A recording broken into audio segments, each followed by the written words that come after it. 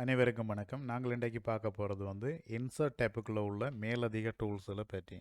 இதில் நாங்கள் ஏற்கனவே டெக்ஸ்ட் அண்ட் இந்த செக்ஷனுக்குள்ளே உள்ள வேர்டாட் என்ற இந்த டூல்ஸ் வரையிலான டூல்களை பார்த்துருக்குறேன். இன்றைக்கு நாங்கள் ஃபஸ்ட்டாக பார்க்க போகிற டூல் சிக்னேச்சர் லைன். இந்த சிக்னேச்சர் லைன் என்ற டூலை நீங்கள் என்னத்துக்கு எக்ஸல் ஒர்க் ஷீட்டில் பயன்படுத்தலாம் அப்படின்ட்டு சொன்னால், எக்ஸல் ஒர்க் ஷீட்டில் நீங்கள் ஒரு டாக்குமெண்ட்ஸையோ அல்லது ரிப்போர்ட்டையோ க்ரியேட் பண்ணும் பொழுது அந்த சந்தர்ப்பத்தில் குறிப்பிட்ட ரிப்போர்ட்டையோ அல்லது டாக்குமெண்ட்டையோ ஒதரைஸ் பண்ணுறதுக்காண்டு குறிப்பிட்ட நபர் சைன் பண்ண வேண்டி இருக்கலாம்.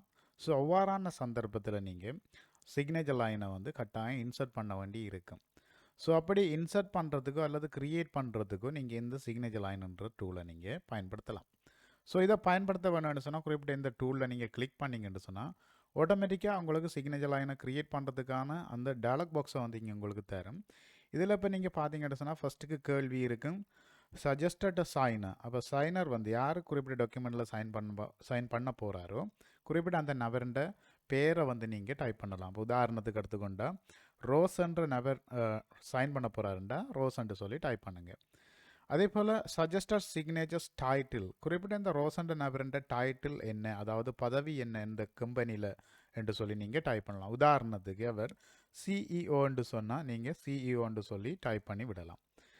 அதே போல் குறிப்பிட்ட அந்த நபருக்கு இமெயில் அட்ரஸ் இருக்குமெண்டா அதையும் நீங்கள் டைப் பண்ணலாம். ஆனால் சிக்னேச்சர் லைன்ஸில் பொதுவாகவே இமெயில் அட்ரஸ்கள் நாங்கள் போடுறதில்ல. ஸோ இதில் இந்த எக்ஸலில் இருக்க சிக்னேச்சர் லைன்லையும் இமெயில் அட்ரஸை டிஸ்பிளே பண்ணாது. அடுத்ததாக அந்த சிக்னேச்சர் லைனில் இருக்கிற நபருக்கு குறிப்பிட்ட நீங்கள் க்ரியேட் பண்ணீங்கன்னா இன்னொரு நபர் சைன் பண்ண போகிறோம்னா அவர் சைன் பண்ண முதல் என்ன செய்ய வேணுமென்ற ஒரு இன்ஸ்ட்ரக்ஷன்ஸ் இங்கே இருக்குது. அதாவது instructions to the signer. Before signing this document verify that the content you are signing is correct. அதாவது குறிப்பிட்ட அந்த நபர் சைன் பண்ண முதல் இந்த குறிப்பிட்ட டாக்குமெண்ட்டில் இருக்கிற கண்டென்ட்ஸ் அனைத்தும் சரி என்று சொல்லி அவர் சரி பார்த்து கொள்ள வேணுன்றது தான் குறிப்பிட்ட இந்த இன்ஸ்ட்ரக்ஷன். அப்போ இதில் அடுத்ததாக பார்த்தீங்கன்னா 2 டயலாக் பாக்ஸ் இருக்குங்க. அதில் முதலாவதாக இருக்கிறது allow the signer to add comments in the sign dialog. அதாவது நீங்கள் இப்போ இன்சர்ட் பண்ண போகிற அந்த சைன் டயலாக் பாக்ஸில் ஏதாவது ஒரு டேட்டாவை குறிப்பிட்ட சைனர் கமெண்ட் பண்ண வேண்டி இருந்தால் அதை நீங்கள் அலோவ் பண்ண போகிறீங்கன்னா குறிப்பிட்ட இந்த செக் பாக்ஸை தெரிவு செய்யுங்க அல்லது இதை எடுத்து விடுங்க. அதாவது இப்போ எலக்ட்ரானிக்கலாக நீங்கள் சென்ட் பண்ண போகிறீங்கன்னா நிச்சயமாக நீங்கள் இதை தெரிவு செய்து அவரை அலோவ் பண்ணலாம் சைன் அதாவது கமெண்ட் பண்ணுறதுக்கு. அல்லது நன் எலக்ட்ரானிக்கல் அதாவது பிரிண்ட் பண்ணி அனுப்ப போகிறீங்கன்னு சொன்னால் நீங்கள் அதுக்கு அலோவ் பண்ண வேண்டிய அவசியம் இருக்காது. அதே இடத்துல அடுத்த சிக்னேச்சர் லைன்ஸ் அதாவது அடுத்த செக் பாக்ஸ் என்னென்று சொன்னால் ஷோ சைன் டேட் இன் சிக்னேச்சர் லைன்ஸ். அதாவது அந்த குறிப்பிட்ட டேட்டை சிக்னேச்சர் லைனில் காட்ட வேணும் வெளிக்காட்ட வேணும்னு சொன்னால் அதுக்கு நீங்கள் இதை தெரிவு செய்து வைக்கலாம். ஸோ இதுவும் கூட விருப்பம் தேவைன்னு சொன்னால் தெரிவு செய்யலாம், தேவையில்லைன்னு சொன்னால் எடுத்து விடலாம். எடுத்து விட்டுட்டு குறிப்பிட்ட இந்த ஓகேன்ற பட்டனை நீங்கள் கிளிக் பண்ணிங்கன்னு சொன்னால் ஆட்டோமேட்டிக்காக உங்களுக்கு இங்கே பார்க்கக்கூடியதாக இருக்கும். இந்த குறிப்பிட்ட சிக்னேச்சர் லைன் உங்களுக்கு இன்சர்ட் ஆகிருக்கு. ஸோ நீங்கள் தெரிவு செய்த நேம், அடுத்தது போஸ்ட், சிக்னேச்சர் பண்ணுறதுக்கான இடம். ஸோ அப்போ இதில் நீங்கள் உங்களுக்கு இந்த ஒப்ஜெக்டை தேவையான இடத்துக்கு மூவ் பண்ணலாம். இதான் இங்கே இருக்கிற ஃபெசிலிட்டிஸ். இந்த இது ஒரு ஒப்ஜெக்டாக தான் இன்சர்ட் ஆகும். நாங்கள் இப்போ ஒரு செல்லுக்குள்ளே இன்சர்ட் பண்ணி வைக்கணுன்றது அப்போ எங்களுக்கு தேவையான இடத்துல நாங்கள் இதை மூவ் பண்ணலாம். இதுக்கு தேவையான ஒரு சில மேலதிக செட்டப்ஸையும் செய்யலாம். இப்போ இதில் ரைட் கிளிக் பண்ணிங்கிறதுக்கு சொல்லி ஒரு சில ரைட் கிளிக் மெனு இருக்குது. இதில் ஃபஸ்ட்டாக எடுத்துக்கொண்டீங்கன்னா சைன். இது டிஜிட்டல் சைன்ஸுகளை நீங்கள் ஆன்லைனில் பெற்றுக்கொள்கிறதுக்கு பாவிக்கலாம். குறிப்பிட்ட கம்பெனியில் இப்போ அதிகமான கம்பெனியில் டிஜிட்டல் சைன்ஸ் பாவிக்கப்படுது. காரணம் என்னென்னு சொன்னால் பேரோ மற்ற பொசிஷன்ஸ் எதுவுமே போட தேவையில்லை. குறிப்பிட்ட அந்த டிஜிட்டல் சைனை ஸ்கேன் பண்ணாங்கன்னு சொன்னால் எந்த கம்பெனி அதை ஸ்கேன் பண்ணுதோ அவங்க குறிப்பிட்ட இந்த தகவலை பெற்றுக்கொள்ளக்கூடியதாக இருக்கும், யார் சைன் பண்ணியிருக்கான்னு சொல்லி.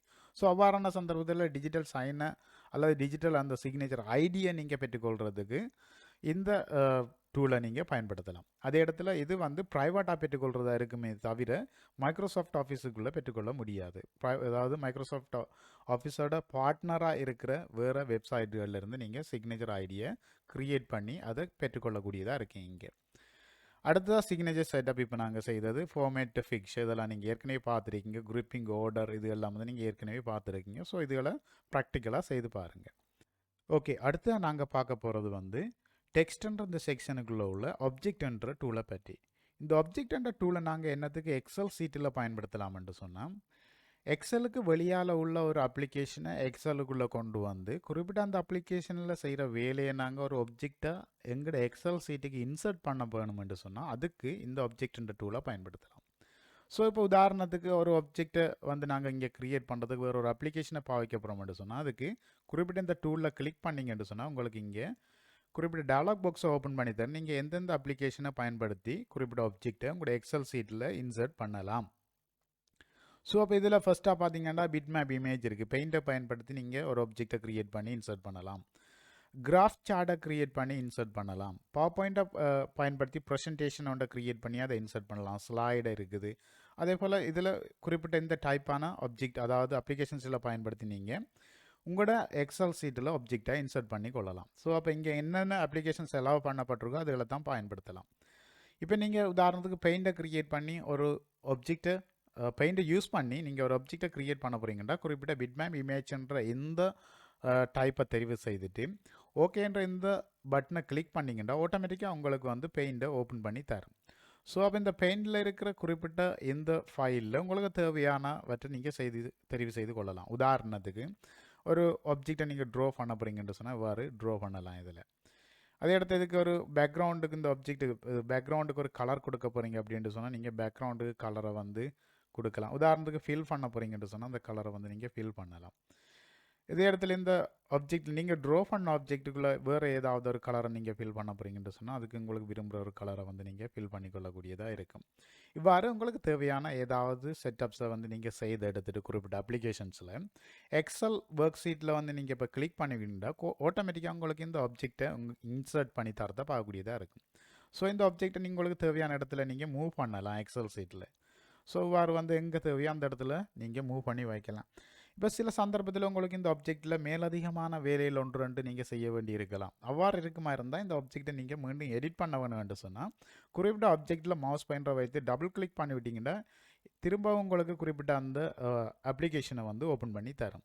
ஸோ அப்போ இந்த ஆப்ஜெக்டில் மேலதிக வேலைகளை நீங்கள் செய்து கொள்ளலாம். உதாரணத்துக்கு மிடில் ஒரு ரெட் கலர் உள்ள ஒரு சர்க்கிளை போட போகிறீங்க அப்படின்ட்டு சொன்னால் நீங்கள் இப்படி சர்க்கிளை போட்டுட்டு திரும்ப இதில் கிளிக் பண்ணி விட்டிங்கன்னா உங்களுக்கு ஸோ அப்போ இங்கே உங்களுக்கு பார்த்து கொள்ளக்கூடியதாக இருக்கும் குறிப்பிட்ட அந்த ஆப்ஜெக்ட் வந்து இங்கே வாரது. இவ்வாறு உங்களுக்கு தேவையான செட்டப்ஸை வந்து ஆப்ஜெக்டில் செய்து கொள்ளலாம். அதோட அந்த ஆப்ஜெக்டை வந்து நீங்கள் இன்சர்ட் பண்ணியும் கொள்ளலாம். இந்த ஆப்ஜெக்ட்டுக்கு இப்போ மேலதிக செட்டப்ஸ் தேவைன்னு சொன்னால் இதுக்குள்ளே இருக்கிற சேப் ஃபார்மேட்டுன்ற இந்த டேப்பை பயன்படுத்தி நீங்கள் மேலதிகமான செட்டப்ஸுகளையும் செய்து கொள்ளலாம். அதாவது குறிப்பிட்ட அந்த ஆப்ஜெக்ட் வந்து இப்போ இங்கே எக்ஸல் சீட்டில் ஃபிக்ஸராக இருக்குது. ஸோ அதுக்கு இப்போ உதாரணத்துக்கு நீங்கள் இந்த ஃபில் பண்ணுறது அல்லது இந்த அவுட்லைன்ஸை வந்து நீங்கள் மாற்ற போகிறீங்க. அவுட்லைன்ஸில் உள்ள இப்போ வெயிட் வந்து உதாரணத்துக்கு உங்களுக்கு கொஞ்சம் திக்காக இருக்க வேணும்னு சொன்னால் இப்படி திக்காக நீங்கள் வைத்துக்கொள்ளலாம். இவ்வாறு ஒரு சில செட்டப்ஸை வந்து நீங்கள் செய்து கொள்ளக்கூடியதாக இருக்கும். அடுத்து நாங்கள் பார்க்க போகிறது வந்து சிம்போல்ஸ்ன்ற இந்த டூலை பற்றி. இந்த சிம்போல்ஸுக்குள்ளே வந்து ரெண்டு விதமான சிம்போல்ஸை நீங்கள் இன்சர்ட் பண்ணக்கூடியதாக இருக்குங்க எக்ஸல் சீட்டில். ஒன்று ஈக்குவேஷன் இருக்குது. ஈக்குவேஷன்ஸை வந்து ஆப்ஜெக்ட் டைப்பாக வந்து இன்சர்ட் பண்ணிக்கொள்ளலாம். சிம்போலை வந்து கரெக்டஸ்ட் டைப்பாக இன்சர்ட் பண்ணிக்கொள்ளலாம். அதாவது சிம்போலை வந்து எழுத்துக்கள் மாதிரி செல் அட்ரஸுக்குள்ளே ஒரு செல்லுக்குள்ளே வந்து இன்சர்ட் பண்ணிக்கொள்ளக்கூடியதாக இருக்கும். அதே இடத்த ஈக்குவேஷன்ஸை வந்து ஒரு ஆப்ஜெக்ட் மாதிரி உங்களுக்கு தேவையான இடத்த மூவ் பண்ணக்கூடிய மாதிரி இன்சர்ட் பண்ணிக்கொள்ளக்கூடியதாக இருக்கும். ஸோ இப்போ ஈக்குவேஷன் நீங்கள் இன்சர்ட் பண்ண போகிறீங்கன்னா குறிப்பிட்ட இந்த ட்ராப் டவுன் பட்டனில் கிளிக் பண்ணிங்கன்னா ஏற்கனவே எக்ஸலில் சஜஸ்ட் பண்ணப்பட்டிருக்கிற சில ஈக்குவேஷன்ஸை வந்து இங்கே உங்களுக்கு தரும். ஸோ அதில் வந்து நீங்கள் விரும்புகிற ஈக்குவேஷன்ஸை வந்து நீங்கள் இன்சர்ட் பண்ணிக்கொள்ளக்கூடியதாக இருக்கும். இப்போ உதாரணத்துக்கு இந்த ஈக்குவேஷன் தேவைன்னு சொன்னால் உங்களோட எக்ஸல் சீட்டில் ஸோ இதை கிளிக் பண்ணி விட்டிங்கன்னா ஆட்டோமேட்டிக்காக உங்களுக்கு இந்த ஈக்குவேஷனை வந்து ஒரு ஆப்ஜெக்டாக இன்சர்ட் பண்ணி தரும். ஸோ அப்போ இங்கே வைக்க போகிறீங்கன்னா இந்த ஆப்ஜெக்டில் நீங்கள் வைத்துக்கொள்ளலாம். அல்லது இந்த குறிப்பிட்ட ஆப்ஜெக்ட்டுக்கு நீங்கள் ஏதாவது இந்த ஈக்குவேஷனுக்கு ஏதாவது ஷேப்ஸை வந்து நீங்கள் ஃபார்மேட் பண்ணி எடுக்க போகிறீங்கன்னு சொன்னால் அதுக்கு ஃபார்மேட் பண்ணலாம். இப்போ உதாரணமாக ஜெலோ கலரில் ஃபில் பண்ண போகிறீங்க பேக்ரவுண்டுன்னு சொன்னால் இப்படி ஜெலோ கலரில் ஃபில் பண்ணி வைக்கலாம். இவ்வாறு நீங்கள் உங்களுக்கு இந்த ஈக்குவேஷன்ன்ற இந்த ஆப்ஜெக்ட்டுக்கு தேவையானதை வந்து நீங்கள் தேவையான செட்டிங்ஸை அதே போல் இந்த சேஃப் ஃபார்மேட்ன்ற டேப்பை செலக்ட் பண்ணி நீங்கள் செய்து கொள்ளக்கூடியதாக இருக்கும். அடுத்து நாங்கள் பார்க்க போகிறது வந்து இந்த சிம்போலுக்குள்ளே இருக்கிற சிம்போல். ஸோ இந்த சிம்போல் ஒன்றை இன்சர்ட் பண்ண வேணும்னு சொன்னால் நீங்கள் கட்டாயமாக ஒரு செல்லை தெரிவு செய்திருக்க வேணும். இப்போ குறிப்பிட்ட இந்த செல்லுக்குள்ளே உங்களுக்கு ஒரு சிம்போல் தேவைப்படுது என்று சொன்னால் குறிப்பிட்ட அந்த சிம்போலை இன்சர்ட் பண்ணுறதுக்கு இந்த சிம்போல்ஸ்ன்ற டூலுக்கு போய்ட்டு குறிப்பிட்ட இந்த சிம்போல்ன்ற டூலில் கிளிக் பண்ணிங்கன்னு சொன்னால் ஆட்டோமேட்டிக்காக ஒரு டயலாக் பாக்ஸை வந்து உங்களுக்கு அப்பியர் பண்ணும். ஸோ இதில் பார்த்தீங்கன்னு சொன்னால் இப்போ உதாரணமாக உங்களுக்கு தேவையான சிம்போல் ஒன்று இருக்குது. உதாரணத்துக்கு காப்பிரைட் என்ற இந்த சிம்போலை நீங்கள் இன்சர்ட் பண்ண போகிறீங்கடா, இதை தெரிவு செய்துட்டு ஓகே என்று சொல்லி, அதாவது இன்சர்ட் என்ற பட்டனை கிளிக் பண்ணிங்கன்னு சொன்னால் நீங்கள் இன்சர்ட் பண்ணிக்கொள்ளக்கூடியதாக இருக்கும். அதே இடத்துல இன்னும் ஒரு சிம்போல் நீங்கள் அதுக்கு பக்கத்தில் இன்சர்ட் பண்ண வேணும்னு சொன்னால் அதை நீங்கள் வந்து இங்கே பார்க்கலாம். உதாரணத்துக்கு இப்போ குட் அல்லது தம்ஸ் அப் ஃபிங்கரை வந்து அது அவ்வாறான ஒரு சிம்பிளை நீங்கள் இன்சர்ட் பண்ண வேண்டும் சொன்னால் நீங்கள் இதுக்குள்ளே தேடலாம். இப்போ இதில் ஃபொண்ட்ஸ் இருக்குது, இதில் எந்த ஃபொண்ட்ஸுக்குள்ளே குறிப்பிட்ட அந்த சிம்போல்ஸ் இருக்குமென்று சொல்லி நீங்கள் தேடி பார்க்கலாம். இப்போ நான் வந்து உதாரணத்துக்கு உங்களுக்கு ஒரு இது சிம்போல்ஸுக்குரிய ஃபொண்ட்ஸை வந்து இங்கே தரலாம். அதாவது அந்த ஃபொண்ட்ஸுக்குரிய நேம் வந்து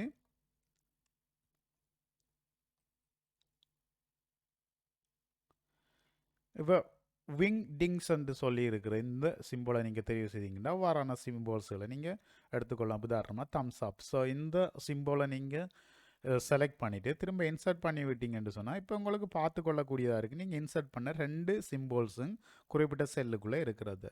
ஸோ இவ்வாறு உங்களுக்கு செல்லுக்குள்ளே ஒரு கரெக்டராக சிம்போல்ஸ் தேவைன்னு சொன்னால் அதுக்கு குறிப்பிட்ட இந்த சிம்போல்ஸ் என்ற டூலை பயன்படுத்தி நீங்கள் இன்சர்ட் பண்ணலாம். தான் நான் நினைக்கிறேன் இன்சர்ட் டேப்புக்குள்ள உள்ள அனைத்து டூல்களையும் நாங்கள் பார்த்துருக்கிறோம். மேலதிகமான ஏதாவது சந்தேகங்கள் அல்லது கேள்விகள் இருக்குமாக இருந்தால் உங்களது கருத்துக்களையும் கேள்விகளையும் டீச்சர்ஸ் என்ற இந்த யூடியூப் சேனலை சப்ஸ்கிரைப் பண்ணதுக்கு பிறகு அதில் காணப்படுற கமெண்ட் செக்ஷன் ஊடாக தெரிவித்துக் கொள்ளலாம். இந்த யூடியூப் சேனலை பார்த்தமைக்கு நன்றி. மறக்காமல் சப்ஸ்கிரைப் பண்ணி கொள்ளுங்கள். தேங்க்யூ.